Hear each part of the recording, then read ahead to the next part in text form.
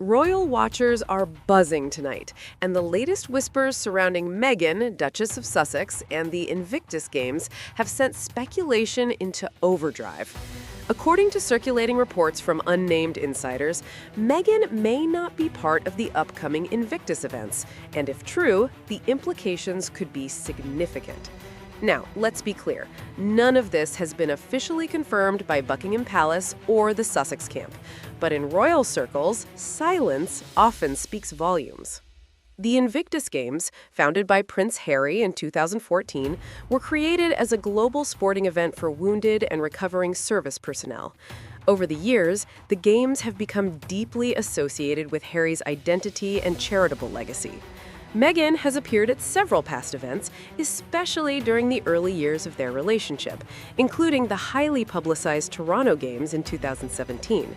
But this time, reports suggest a different tone behind the scenes. Sources claim that Meghan had been considering a visible return to the Invictus stage, potentially involving media coverage and renewed charitable positioning. Some entertainment commentators speculate that any appearance could have aligned with ongoing content partnerships in California. However, insiders allegedly connected to palace operations suggest that senior royals are prioritizing a more veteran-focused atmosphere this year, minimizing celebrity spectacle. Again, this is unverified insider chatter, but the narrative gaining traction suggests that key figures within the monarchy, including King Charles and Prince William, prefer that Invictus remains centered strictly on athletes and military families, without becoming entangled in broader royal tensions. The timing adds intrigue. Prince Harry's recent international travel, including appearances in Canada connected to veteran initiatives, reportedly raised eyebrows among palace officials. Some commentators argue that communication between Harry's office and Buckingham Palace has grown increasingly distant in recent years. Whether that played a role in current decisions remains speculative. What makes the story compelling is the broader context. Since stepping back as senior working royals in 2020, Harry and Meghan have carved out an independent public life in California. Through interviews, streaming projects, podcasts, and speaking engagements, they've maintained global visibility, sometimes critically of the royal institution. And that dynamic has undeniably changed the temperature of royal family interactions. According to royal analysts, there appears to be a deliberate shift within palace strategy over the past few years. Rather than responding publicly to every Sussex-related headline, senior royals have largely adopted a policy of restraint. No rebuttals, no escalations, minimal engagement. Some interpret this as strategic distancing. In that light, the alleged Invictus exclusion, if accurate, may not be a dramatic ban, but rather a continuation of this quiet boundary-setting approach. There's also another dimension to consider: public perception. Invictus has always been deeply personal for Harry. It's arguably the project most closely tied to his military service and sense of purpose. For many veterans, the Games represent healing, resilience, and camaraderie, not royal politics. Commentators and veteran advocacy spaces have sometimes expressed concern that media narratives surrounding the Sussexes risk overshadowing the athletes themselves.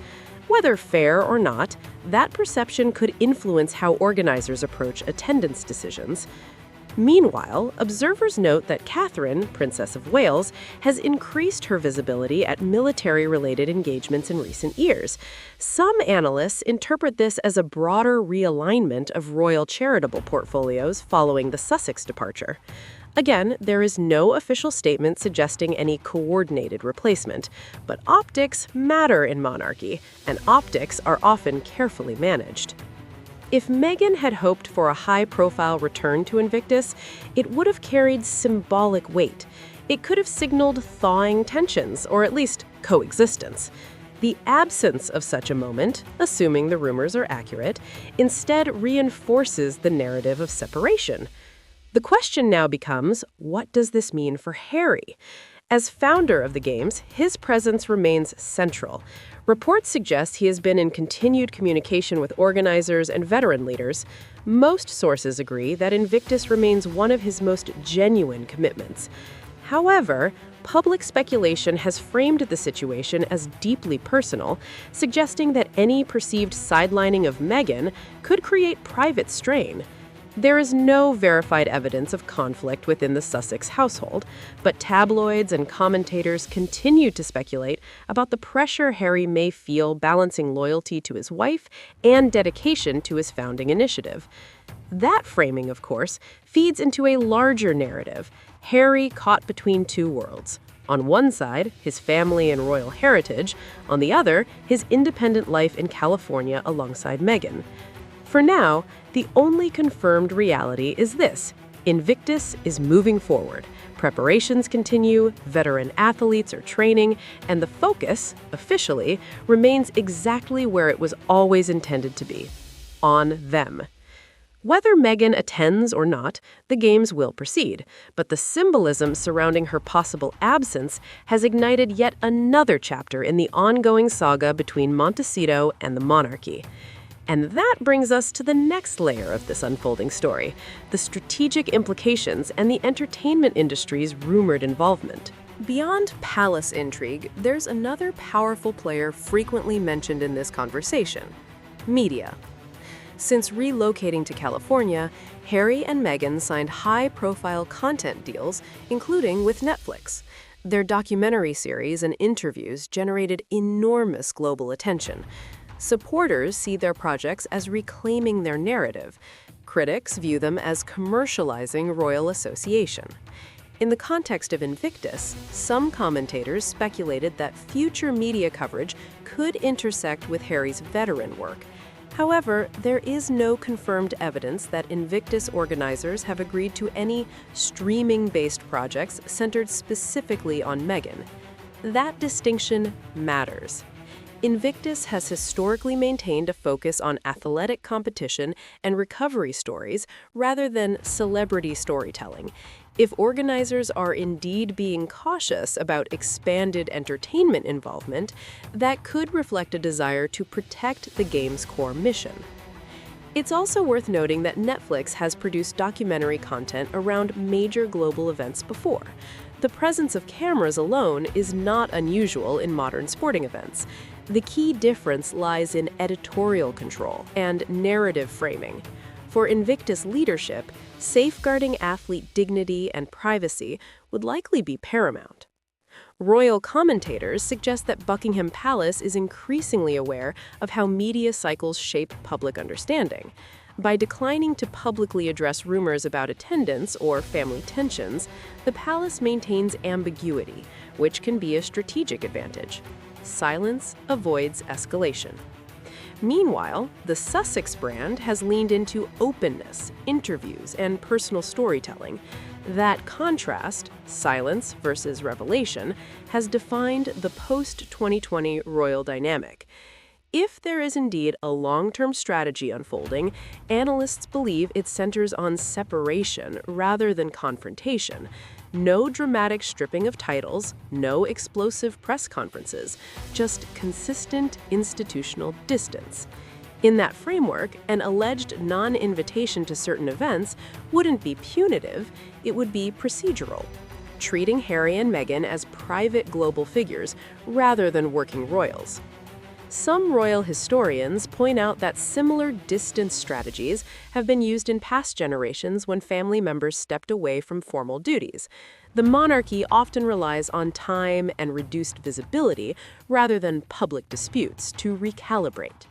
For Meghan specifically, the question of royal relevance is complex. She remains globally recognized, she retains her title, she maintains philanthropic interests, but access to official royal platforms appears limited compared to her early years as a working duchess. That shift doesn't erase her influence, it simply redefines its scope. As for Harry, Invictus remains a cornerstone of his legacy. Even critics of the Sussexes often separate Harry's veteran work from broader royal controversies. His military service and founding of the Games predate his marriage and continue independently of palace endorsement. If he attends upcoming Games solo, it may not signal marital strain, despite tabloid framing. It could simply reflect the evolving reality of two public figures navigating overlapping but distinct roles. Ultimately, the heart of this story isn't palace strategy or streaming deals. It's perception. Perception of loyalty, perception of respect, perception of who gets centered in moments meant for service members. Until official statements clarify attendance details, much of this remains speculative. Royal reporting frequently relies on unnamed sources and interpretive analysis. But one truth stands firm.